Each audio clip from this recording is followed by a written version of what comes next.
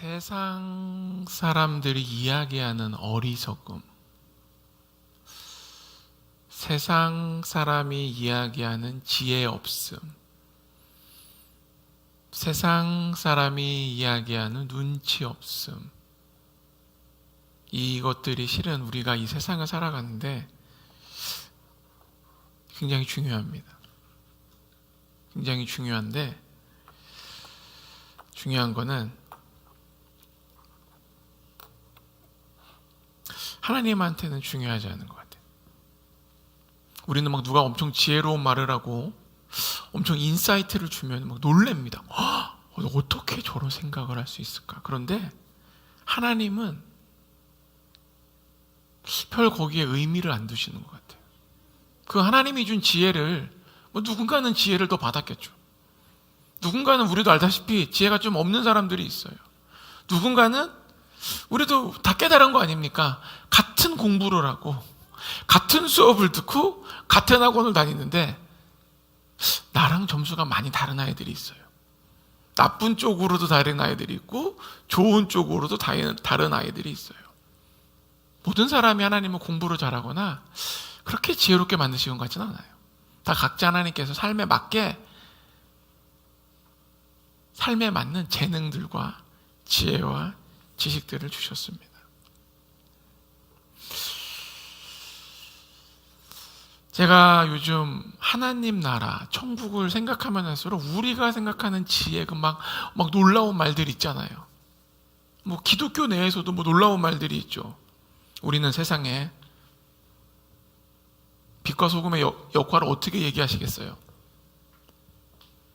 우리는 세상에 구별된 사람이지만 세상과 분리될 수는 없습니다. 이런 말들 생각해보면 굉장히 멋있는 말이죠. 구별과 분리에 대한 기준점을 정함으로써 빛과 소금의 역할이 이 땅에서 어떻게 살아야 되는지, 세상과는 우리는 구별될 수 있지만 분리될 수는 없다. 맞는 얘기 아닙니까? 우리가 아무리 기도를 한들 물 없이는 살 수 없잖아요. 아무리 기도한들 밥이 없이는 살 수 없잖아요. 그런 거랑 똑같은 말인데, 기독교 내에서도 유명하고 멋들어진 말들, 세상에서도 유명하고 멋들어진 말들이 하나님이 보시기에 가치 있을까? 하나님이 막 그 말들을 들으면서 우리가 놀라는 것처럼 막 그럴까요? 저는 그렇게 생각하지 않아요. 하나님이 어떤 사람에게는 좀 지혜를 더 준 사람들이 있어요. 하나님이 어떤 사람에게는 조금 지혜보다는 수완을 더 준 사람들이 있어요. 하나님이 어떤 사람에게는 지혜보다는 재능을 많이 준 사람들이 있어요. 다 틀린 것 같아요.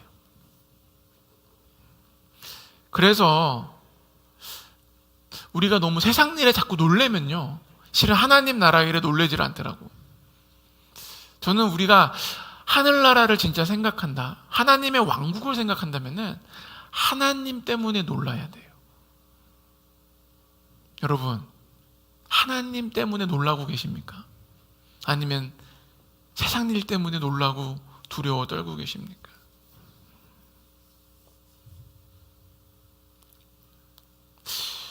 진정한 그리스도인이 된다는 것, 여러 가지 의미가 있죠. 희생정신, 사랑을 해야 된다, 연합을 해야 된다, 용납을 해야 된다, 예배를 정말 잘 드려야 된다, 기도를 정말 해야 된다, 헌신을 해야 된다, 말씀을 봐야 된다, 여러 가지 기준점이 있지만 제 생각으로는 진정한 기독교인이 된다는 것은 우리의 삶을 하나님 앞에서 살아가는 거예요. 하나님 앞에서 내가 뭐를 하든지 하나님 앞에서 살아가는 사람들이 저는 진정한 기독교인이라고 생각합니다. 조금 더 구체적으로 얘기하면은 마치 천국이 내일 내가 천국에 가는 사람처럼, 내가 곧 천국에 갈 수 있는 사람인 것처럼 살아가는 모습이 정말 진정한 기독교인의 삶이 아닌가를 저는 생각하게 됩니다. 왜냐하면은 천국에 예수님께서 이 땅에 오셔가지고 하신 말씀 중에 가장 충격적인 얘기 중에 하나가, 야, 너희 백체 중에 팔이나 발이 하나 없어져도 천국 가는 게 낫다 그런 거예요. 정말 충격적인. 우리가 실은 그런 얘기를 제가 여러분 불구자가 되더라도 천국가는 게 낫습니다 이런 얘기를 하면요 굉장히 충격받고 인터넷 짤로 돌아다니면서 뭐 이상한 목사, 뭐 정신병원 가라, 장애인 비하하냐 그러잖아요. 근데 그건 제가 하면 예수님이 야 너네 차라리 장애인 되라. 너네 차라리 장애인 되고 천국 가는 게 나아. 몸뚱아리 맨몸으로 100년 살아가지고 세상 부귀영화 누리느니 차라리 지옥 가는 게 낫다 그러는 거예요. 야 니네 세상에 뭐 유명한 왕과 그 사람들 여기 있는 꽃 한 송이보다 못하다. 이 충격적인 말들을 우리는 들어서는 아는데 그거를 내 삶으로 소화하기는 굉장히 어려워요. 소화할 수 있어요? 지나가는 저 코스모스. 우리 와이프가 싫어하는 꽃이 철쭉이에요. 색깔이 굉장히 촌스럽고 향기가 안 난대. 색깔이 약간 어떤 걸까요? 그 몸빼바지 패션에 나오는 그 색깔들. 보라색인데 뭔가 물 빠진 색깔. 뭔가 빨간색인데 뭔가 2% 부족한 색깔. 굉장히 와이프가 별로 안 좋아하더라고요.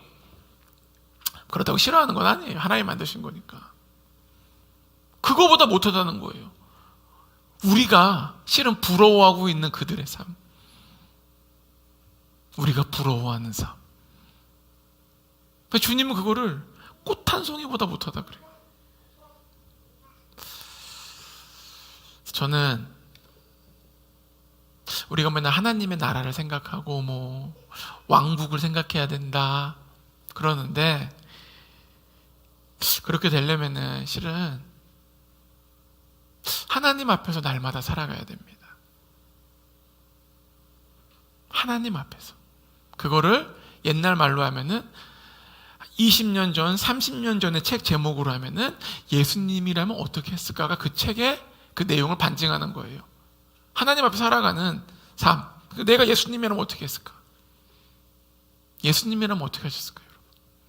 지금 예수님이라면 어떻게 예배 드릴까요? 지금 예수님이라면 무슨 생각을 하고 있을까요?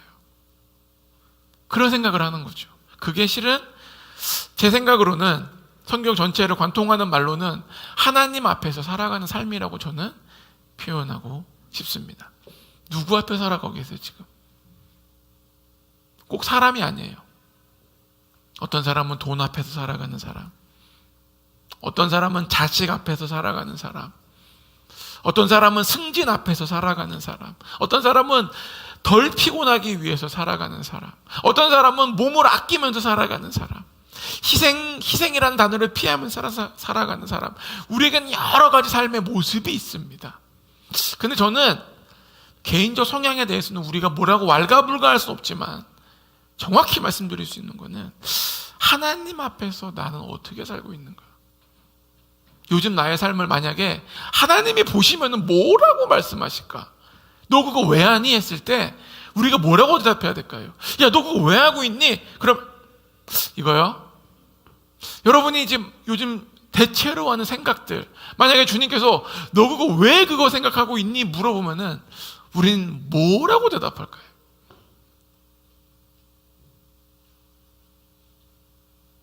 이런 근본적인 하나님 앞에서의 질문들에 대해서 우리가 고민을 해야 돼요. 우리 교회가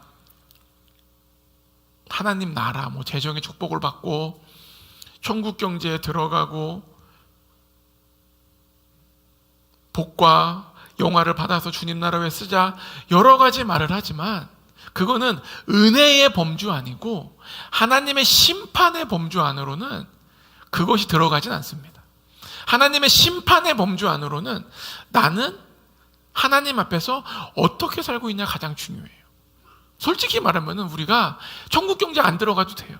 좀 가난해도 돼요. 지금보다 훨씬 못 살아도 돼요. 하나님 앞에서 올바로 살아가고 있다면. 그러나 제가 보니까 하나님 앞에서 올바로 살아간다고 해서 부귀영화가 없는 건 아니더라고. 그래서 제가 그거를 같이 가주는 것이 우리의 삶의 근본은 그게 아니라는 거죠. 이 밸런스를 제가 아무리 다른 얘기를 해도 기본적인 이 밸런스를 우리 삶 가운데 유지하고 있어야 돼요. 이 밸런스가 무너지면요 결국 복이 화가 될 겁니다. 우리의 기쁨이 슬픔이 될 거예요. 그거를 성경에서 울며 이를 갈고 있다 그래요. 오늘도 우리는 주님 앞에서 죄를 짓고, 어제도 또 죄를 졌고, 그제도 죄를 졌고, 생각에 죄를 짓든지 뭐 행동에 죄를 짓든지, 죄는 여러 가지입니다. 제가 보니까 하나님이 말씀하시는 죄의 범주는 너무 넓어서 규정할 수가 없어요. 그래서 이 구약에 있는 율법으로는 인간이 규정할 수가 없기 때문에 계속 바리새인들이 뭘 고민합니까? 과연 어떻게 하는 게 죄인가? 안식일에 쉬는 게 뭔가? 자, 쉬는 게 뭘까요, 여러분? 안식일에 쉬라 그러는데 쉬는 게 뭐예요? 쉬는 게 뭐예요? 가만 누워 있는 거예요? 앉아 있는 거예요? 걸어 다니면 그럼 운동하는 거예요? 운동 후 쉬는 게 아니에요? 쉬는 게 뭘까요? 이런 기본적인 질문들을 바리새인들이 고민을 하는 거예요. 세상의 방법으로. 그러니까 안식일에 대한 규정은 엄청나게 많은 거예요. 불을 켜면 안 된다, 가스불을 켜면 안 된다, 몇 보 이상 걸으면 안 된다, 다 세세하게 규정을 만드는 거예요. 세상적인 관점으로 하나님의 말씀을 보기 시작하면요, 실은 잘못된 길로 갑니다. 죄라는 것도 마찬가지예요. 죄의 범주는 뭘까요? 저는 학자들이 얘기하는, 목사님들이 얘기하는 죄의 범주가 있죠. 히브리어 원어적으로 보면은 거룩이라는 개념이 관역에서 빗나가는 걸 거룩이라고 말하는 거예요. 빗나간다, 틀어진다, 이런 것들을, 거룩이 아닌 것들을 얘기하거든요. 그게 죄의 범주라고 하는데, 제가 보니까 하나님은 다채로운 분이시라 어떤 사람에게는 이게 죄가 되고 어떤 사람에게는 이게 죄가 안 되더라고. 하나님이 어떤 사람에게, 야, 너는 좀 너무 노는 걸 좋아하니까 그만 놀아, 너는 차라리 기도해. 어떤 사람에게, 야, 너 왜 이렇게 기도만 하니? 너 나가서 좀 내가 준 거 가지고 돈 좀 쓰고 와. 그런 사람 있고, 어떤 사람은 그만 놀아 그래요. 하나님의 관점에서 죄는 실은 우리가 기본적으로 성경이 얘기하는 죄라는 그 뭐 음욕, 탐욕, 우상숭배 이런 거 빼고는 하나님이 나와의 가지고 계시는 기준점이라는 게 다 다르더라고요. 초신자가 가지고 있는 기준점과 20년 기도 생활하는 사람의 기준점이 똑같다면은 하나님은 뭔가 잘못된 분이죠. 우리가 10살짜리 애랑 30살짜리 애랑 기준점이 똑같아. 그게 말이 돼요? 하나님의 기준 우리 모두에게 다릅니다. 그래서 근데 우리는 그거를 이해를 못하기 때문에 계속 원망하는 거예요. 아, 저 사람은 저렇게 해도 나는 왜 이렇게 하면 안 되고. 그거는 뭐냐? 아직 어린아이 같은 신앙인 거예요. 혹시 여러분 삶 가운데 그런 마음이 있다면은 어린아이의 모습을 벗어나십시오. 어린아이 같은 신앙은 성장할 수가 없어요. 왜? 불평불만 많은 사람 치고 저 개인적으로 영적으로 성장한 사람 거의 못 봤어요. 그러나 은사는 받을 수 있어요. 그래서 여기서 부자연스러움이 생깁니다. 어떻게 부자연스러운 줄 아세요? 은사는 받고 하나님의 음성은 듣고 감동은 받는데 영적 성장이 안 된 사람들이 있어요. 근데 자기는 감동받고 뭐 꿈도 꾸고 막 하다 보니까 내가 영적으로 성장된 줄 알아. 언제 드러나냐? 나의 대화 내용을 녹음해 보십시오. 내가 주로 하는 말이 뭔가. 불평불만의 말이 많다면요, 여러분 지금 천국을 지금 갔다 와도 여러분 아직 어린아이예요. 오늘 밤에 천국 가서 예수님 보고 와도 영적인 수준은 어린아이예요. 영적으로 성장하면 하면 할수록 우리는 불평불만이 점점 사라집니다. 그 내용이 이렇게 되면 안 되는데, 자, 그래서 우리가, 여러분, 하나님이 우리에게 원하는 거는 그렇게 어마어마한 게 아니에요. 하나님이 막 우리에게 원하는 게 어마어마한 것 같죠? 아니에요. 우리가 성장하는 거예요. 1년 전보다 나은 나, 한 달 전보다 나은 나, 그 성장을 주님께서 원하는 거고, 그 성장하지 못하는 사람은 계속해서 그 성장의 단계에서 머무르는, 예수님께서 하신 말씀 중에 가장 치명적인 말이 뭔지 아세요? 우리에게 들리는 말씀 중에 하나가 먼저 된 자로서 나중되고 나중 자로서 먼저 된다는 거예요. 그 말 들으면 그렇구나 하지만 굉장히 치명적인 말입니다. 나는 신앙생활 40년 했는데 어떤 사람은 오자마자 나의 영적 성장을 뛰어넘어서 더 먼저 가고 있어. 굉장히 마음이 어렵습니다. 우리가 다 박수 쳐주면서 어머 집사님 할 것 같죠? 아니에요. 마음에 시험이 들어오기 시작해요. 나는 이때까지 이렇게 했는데, 중요한 건 뭐예요? 이렇게 했는데가 중요한 게 아니라 내가 성장하고 있었냐는 거죠.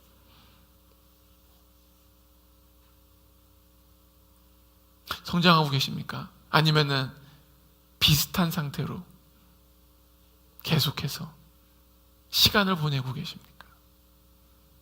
굉장히 중요한 거예요. 이거는 굉장히 중요한 거예요. 불평, 불만, 이것이 우리가 보기에는 아무것도 아닌 것 같지만 오늘 이게 아닌가 보다. 불평, 불만이 아닌 것 같지만 하나님 보시기엔 이것이 영적 성장과 굉장히 밀접한 관계가 있다는 거예요. 불평, 불만이 많은 사람이 남을 비난을 잘합니다. 왜? 여러분, 다른 사람의 감사한 사 비난하는 거 봤어요? 너무 고마워요. 죽어버려라. 이거 정신병자지. 이거 정신병자인 거예요. 불평, 불만이 많고 거슬리는 애가 많기 때문에 비난하는 거예요. 불평, 불만이 없으면 없을수록 비난하지 않습니다. 자, 그러면 왜 불평, 불만이 많은 사람과 영적 성장이 연관돼요? 여러분, 영적 성장에 가장 중요한 게 뭘까요? 권락회 장로님 뭐라고 생각하세요? 설교도 매주마다 2번씩 듣고 유명한 설교로 이때까지 10년 넘게 들었는데 영적 성장의 기본적인 바탕이 뭐예요?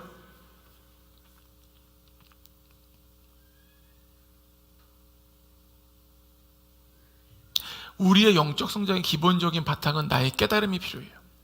내가 깨닫지 못하면요, 옆에 사람이 아무리 밀고 조지고 해도요 성장하지 못합니다. 내가 깨달아야 돼요. 근데 가장 중요하게 깨달아야 되는 게 뭔지 아세요? 가장 중요하게 깨달아야 되는 우리 그리스도인의 근본, 이것이 없으면 그리스도인 될 수도 없고 성장을 할 수도 없고 삶이 다 무너져요. 그게 뭐예요? 바로 은혜예요. 그래서 예수님이 오셨을 때 뭐라 그래요? 요한복음에 은혜 위에 은혜더라. 영적 성장의 기초는 은혜입니다. 왜 은혜가 될까요? 기도도 아니고 능력도 아니고 사랑도 아니고.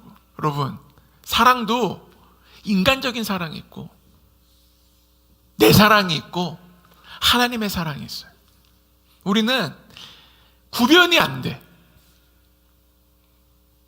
누가 사랑을 하는데 이게 정말 인간적인 사랑인지 하나님의 사랑인지 구별을 못해요. 그 구별은 언제 가능합니까? 천국 가야 돼요. 내가 진짜 남편을 사랑하고 있는지, 내 사랑인지, 아니면 나의 이득을 위해서 어쩔 수 없는 관계 속에서 사랑해줘야 되겠다, 이 사람 없으면 나는 삶이 힘드니까, 그런 사랑인지, 그거를 우리는 마음의 진정한 동기는 안개에 있기 때문에 몰라요. 진짜 사랑을 모르기 때문에 천국 보좌에 가서 심판받는 겁니다. 우리의 기본적인 영적 성장의 바탕은 은혜예요. 은혜. 왜 그러냐? 우리가 지금 그리스도인이 될 수 있었던 이유는 무엇입니까? 십자가 사건으로 말미암은 은혜예요. 우리 어저께도 죄 졌어요. 오늘도 죄 졌어요. 생각으로 졌든 행동으로 졌든 우리는 계속 죄를 짓고 있어요. 지금 앞으로 죄 안 지실 분 봐봐. 앞으로 죄 안 지실 분, 김하나 총재 손 드신 거예요? 농담입니다. 우리 앞으로 죄 짓고 우리 뻔히 알고 있어요. 뻔히 아는데도 우린 살아가요. 죄를 지을 걸 알면서도 살아가요. 왜? 은혜가 있기 때문에 가능한 거예요. 솔직히 말하면요, 예수님 믿기 전에 우리 내 맘대로 살았어요. 세상이 얘기하는 대로 막 살았던 사람들이에요.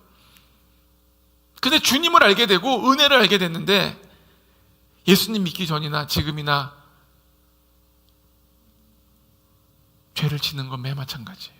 양은 달라질 수 있고 질은 달라질 수 있지만 죄는 계속 짓고 있습니다. 그럼에도 불구하고 우리가 이렇게 당당히 예배드리는 거, 우리가 당당히 주님께 나아갈 수 있는 거는 은혜가 있기 때문이에요. 그래서 그 은혜에 대한 깨달음이 깊을수록 영적인 성장을 하게 됩니다. 왜냐? 영적인 성장은 내가 하는 것이 아니라 하나님이 나를 이끌고 가고 있다라는 것을 인식하고 그분을 따라갈 때 영적 성장이 되는 거지, 막 내가 뛰고 싶다고 막 뛰어가고 막 내가 막 하고 싶다고 막 이거 하고 저거 하고 한다고 해서 우리가 영적 성장이 되는 건 아니라는 것을 깨달았을 거예요. 내 맘대로 한다고 영적 성장이 되는 건 아니에요. 많이 한다고 영적 성장이 되는 것도 아닙니다. 주님을 따라가야 돼요.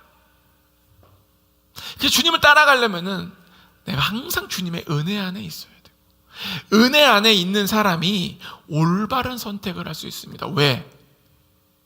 왜일까요? 은혜 안에 있는 사람은 주님의 은혜를 인식하는 사람, 주님의 은혜를 바라보는 사람, 주님의 은혜를 나의 삶의 일부분에 둔 사람은 항상 겸손하기 때문이에요. 그래서 은혜를 알수록 우리는 겸손해지고 은혜에서 멀어질수록 교만해집니다. 지금 어떤 상태세요? 겸손하십니까? 겸손하다면 우리는 은혜를 알고 있는 거예요. 겸손하지 않습니까? 그러면 아직도 무엇인가 나 잘난 맛이 있는 거예요.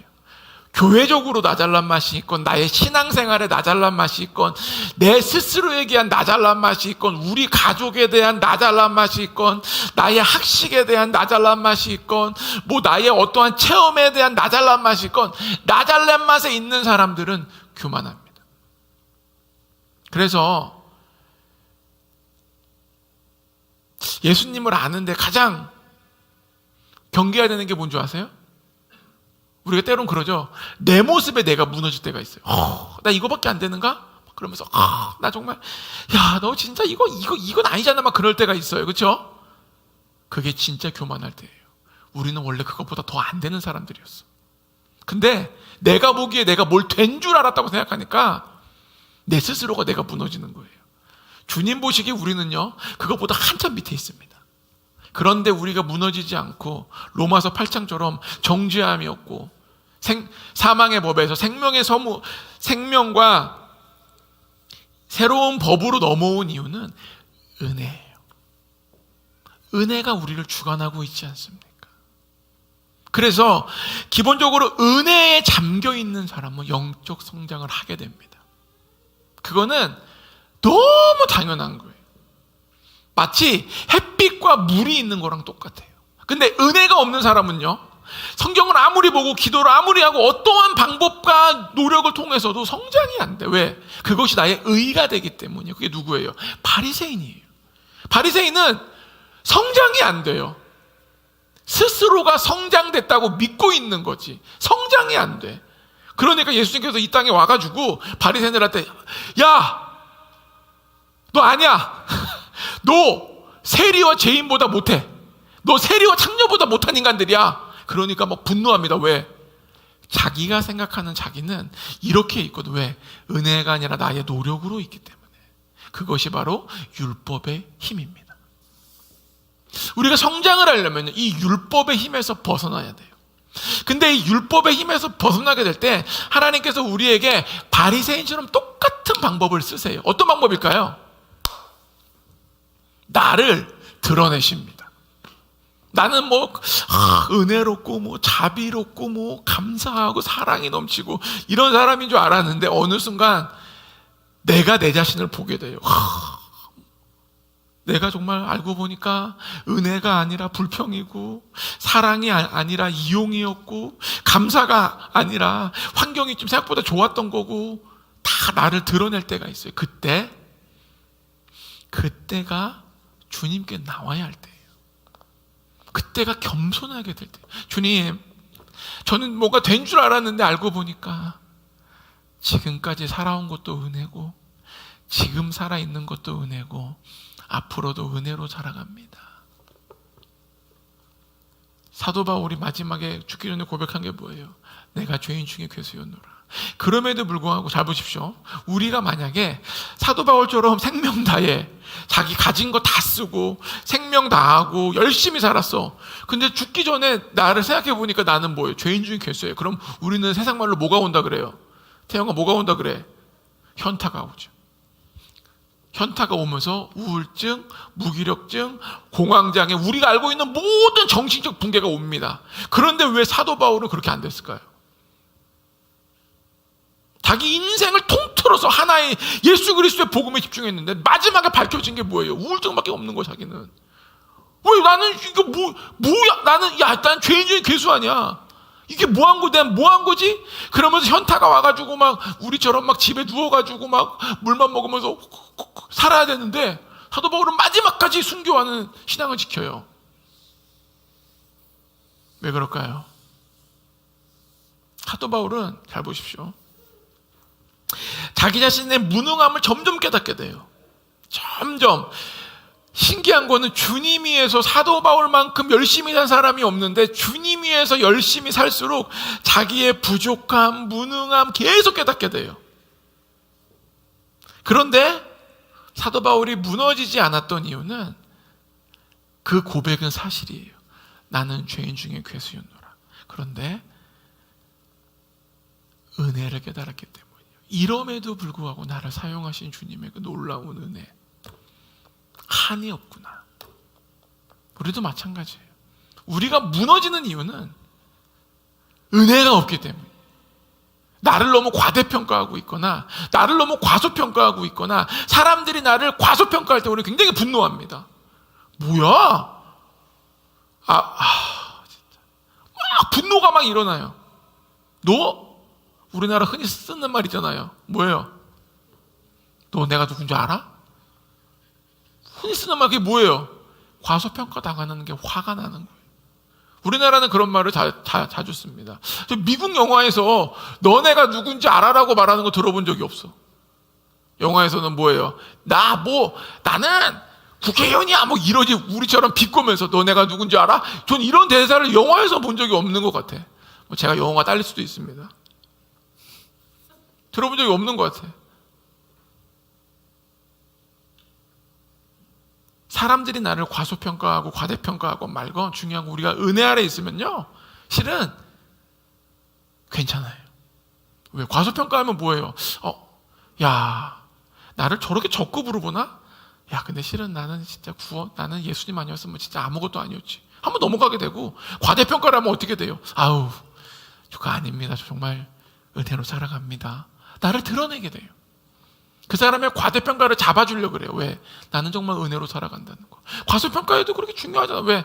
나는 원래 죄인이었고 지옥으로 갈 수밖에 없는 그 팽열차를 탄 사람인데 은혜로 지금 우리가 이 자리에 있는 거 아닙니까? 아멘? 여기서 그 누가 나의 잘남 가지고 평가하시는 사람 그 누가 있어요? 이 세상에 단 한 명도 없어요. 단 한 명도 나의 잘남, 내가 한 일, 나의 행위 가지고 천국에 들어갈 수 있는 사람은 단 한 명도 없다는 거죠. 우리는 모두가 다 천국 들어갈 때 예수 그리스도의 인받아서 그 보혈에 의지해서 가는 겁니다. 그 누구도 천국에 들어갈 수 없어요. 그래서 우리가 은혜 가운데 거해야 된다는 거죠. 은혜 가운데 거하면 우리 삶이 굉장히 바로잡아지기 시작합니다. 보통 사람들이 자기의 벽을 실감할 때 굉장히 무너집니다. 자기의 벽. 그 벽 중에 최고벽의 벽이 뭘까요? 병이에요, 병. 내가 할 수 없는 것 중에 가장 무서운 건 병이에요. 왜? 병은 내가 막 몸에 막 큰 병이 생겼어요. 고칠 수가 없잖아요. 그걸 벽이라 그러는 거예요. 또는 나의 능력의 한계치를 딱 느낄 때 사람들이 굉장히 힘들어합니다. 저도 굉장히 힘들었어요. 개척하기 전인데 교회에서 청년부로 맡았는데 저는 진짜 새벽 기세가 청년들이 우리 교회 청년에 와가지고 예수 이름 부르면서 불 받으면서 뒹굴면서 또한 성령의 역사를 통해서 부산 시리가 변화돼가지고 시아바라사또를 할 줄 알았거든요. 그 청년부를 아무리 해도 변화가 없는 거예요. 어느 날 자이언트 페이스라는 영화를 보는데 거기 이렇게 가운데 머리가 없는 분이 계세요. 그분이 미식축구 코치인데 계속 팀이 안 돼, 플레이가. 그러면서 딱 부인한테 와가지고 모든 게 내 잘못이야. 그 자조석인 그 대사를 보는데 저도 모르게 눈물이 나더라고. 기억할지 모르겠어요, 염사모. 페인싱 자이언트 그때 내가 좌절했던 거 기억나나? 그게 다 우리 청년부가 부흥이 안 되는 게 다 제 잘못인 거예요. 이런 거죠. 내가 하고 있는 일이 벽에 부닥쳤을 때 우리는 좌절하게 됩니다. 그 좌절의 벽은 굉장히 무서운 거예요. 이것은 실은 누가 더 못해, 누가 너 잘하고 있어, 하나도 안 중요해요. 왜? 내가 느끼는 나의 능력의 한계치 앞에서 굉장히 힘듭니다. 이게 난가할 때, 그때 우리가 은혜가 필요한 거예요. 우리는 그것보다 더 못한 사람들이었어요. 아멘? 못한 사람들이었는데 하나님이 나를 왕의 자녀로 불러주신 거예요. 우리는 왕의 자녀로 될 수 있는 어떠한 조건이 맞은 게 없어요. 오직 십자가의 은혜로 말미암은 것입니다. 그래서 우리가 은혜 안에 있으면요, 좌절이 올 수는 있지만 좌절이 나를 침몰시키지 못합니다. 배가 흔들릴 수 있어요. 큰 파도가 오니까. 그러나 갈 수는 있어요. 근데 좌절이 오는 사람 배는 뭔 줄 아세요? 스스로 시동을 끕니다. 스스로 시동을 다 꺼요. 그러면서 엘리야처럼 돼요. 조카오니 나를 죽여주시옵소서. 더 이상 살 소망이 없습니다. 여러분, 굉장히 교만한 말이 뭔지 아세요? 생명은 누가 준 거예요? 하나님 준 거 아니에요. 엘리야가 왜 살아있어요? 하나님이 지금 살려놓은 거예요. 근데 하나님이 살려둔 내 생명을 내가 죽여주시옵소서. 이게 굉장히 교만한 거예요. 이게 뭔지 아세요? 내 스스로가 나의 삶을, 하나님이 나에게 준 이 아름다운 생명을 내 스스로가 나가 평가절하시키는 거예요. 그게 누가 하는 일이에요? 귀신이 하는 일이에요. 귀신이 항상 그러잖아요. 그래서 자살하라고. 자살자고 생각하세요? 지금 적들의 귀가 열려 있는 거예요. 지금 자기도 모르게 죽고 싶다, 죽어버렸으면 좋겠다, 지금 열려 있는 거예요. 우리 가영이는 죽고 싶단 말을 안 해요. 학교가 폭파됐으면 좋겠다. 시험 오니까 학교가 폭파됐으면 좋겠다. 죽고 싶다는 얘기는 없어. 가영이는 그래도 귀신에게 열려 있지 않아요. 그래서 뭐라 그래? 내가 그래서, 야, 그럼 너 그냥 처음 갈래? 싫어. 나는 이 세상에 더 살 거야. 죽고 싶지 않아. 학교가 폭파됐으면 좋겠다.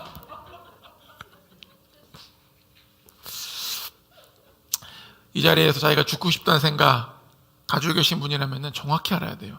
내가 지금 귀신과 소통하고 있다는 거예요. 죽음은 천국에 없는 단어입니다. 지옥에 관련된 단어예요. 죽고 싶다? 적들과 내통하고 있는 중이에요. 끊어내십시오. 끊어내십시오. 다 몰아내세요. 내 입에서 살고 싶다라는 말이 나오기 전까지 정안에 금식하세요. 그럼 어떻게 한 끼 금식 계속 할까요?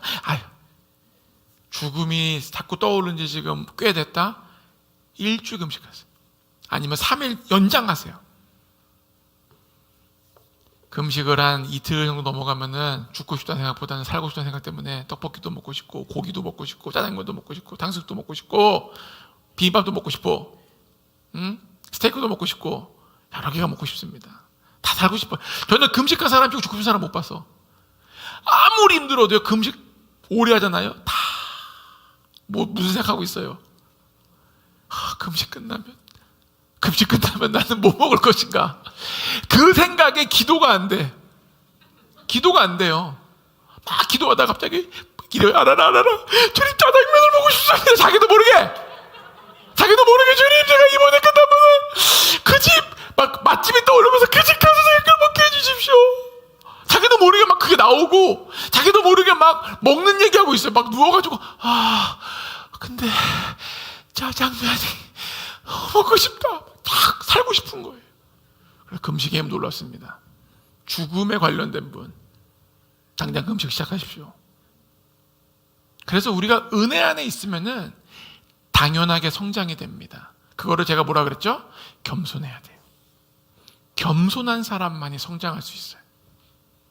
겸손하지 못한 사람은 어떠한 영적인 힘이 있건 무슨 건 있든 간에 성장은 없어요. 그러나 지식과 경험은 많아질 수 있어요. 이게 바로 정말 잘못된 흐름으로 나아가는 거예요. 왜? 지식과 경험이 많아지면 내가 성장한 줄 착각해요. 성장과 지식은 전혀, 영적인 성장과 지금 제가 봐서 별로 상관이 없는 것 같아요. 천국 간증 아무리 봐도, 아무리 책 많이 읽고 뭐 한 사람들도 다 천국에서 뭐 지옥 간 사람도 있고 천국의 끝에 사람 너무 많더라고. 아무리 많이 알아도. 그거는 제가 천국에 뭐 그런 걸 얘기해 본 적에서 뭐라고 단언할 수는 없지만, 이때까지 간증들을 보아하니까 영적 성장과 제가 지적인 성장과 상관이 있어요. 영적인 지식과는 상관이 있어요. 그러나 내 자신의 영을 키우는 것과는 상관이 없습니다. 여러분, 은혜 안에 거하여야 됩니다. 기독교인 실은 은혜 아니면 우리 아무것도 아니에요. 은혜 아니면 천국 누가 들어갈 수 있어? 저는 하나님과 꿈꾸는 교회 우리들은 어디를 찌르든지 은혜가 나오는 사람이면 좋겠어요. 은혜가 나와야 돼요. 그래서 저는 대학원 때도 별명은 아닌데 은혜라는 거를 되게 많이 들었어요. 저는 할 말이 없더라고. 은혜입니다. 어떻게 된 거예요? 형, 은혜야. 뭐 어떻게 했니? 형, 은혜야. 야, 은혜다. 은혜밖에 없더라고. 제 입에서 은혜가 자꾸 안 나오는 순간 여러분들 저를 위해 기도해 주세요. 드디어 강 목사님이 교만으로 흐르고 있구나. 어쩌면 지금도 교만할 수 있어요. 제가 모를 수 있어요. 분명히 저도 교만한 부분이 있고, 제가 모르는 교만이 있고, 저도 또 주님 앞에 나아가야 돼요. 그 누가 항상 겸손하고 얘기할 수 있겠어요? 그래서 우리가 날마다 주님께 나아가야 되는 겁니다. 근데 세상은 참 답답한 게 뭔지 아세요? 힘든 사람들은 많아요. 근데 힘든 사람이 기도는 안 해. 힘든 사람 옆에 있는 사람이 기도를 하더라고. 무슨 말인지 아세요? 힘든 사람들은 기도하러 안 와요. 힘든 사람 옆에 있는 사람들이 주로 기도를 해. 그리고 기도를 해야겠다는, 제가 봤을 때 기도가 필요한 사람은 기도를 잘 안 해요.